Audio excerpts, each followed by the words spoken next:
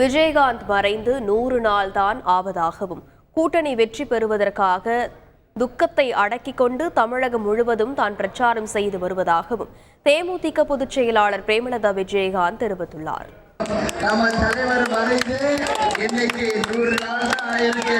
ஆனா எவ்வளவோ சோகம் வேதனைய மனசுல வச்சுக்கிட்டு என் துக்கத்தை அடக்கிக்கிட்டு இந்த கூட்டணி வெற்றி பெற வேண்டும் என்பதற்காக இன்னைக்கு தமிழ்நாடு முழுக்க இன்னைக்கு பிரச்சாரத்துக்கு வந்திருக்க. அதனாலதான் சொல்றேன், அன்பு சகோதரிகளுக்கு தெரியும் புயல் வெள்ளம் வந்துச்சு, கஜா புயல். எல்லா இடத்துக்கும் நான் நேரடியாக வந்து மக்களை சந்தித்து இன்றைக்கு வெற்றி பெற்றால் வருகின்ற உள்ளாட்சியிலும் 2026 இந்த கூட்டணி தான் நிச்சயம். செய்திகளை உடனுக்குடன் தெரிந்து கொள்ள உடனே சப்ஸ்கிரைப் பண்ணுங்க.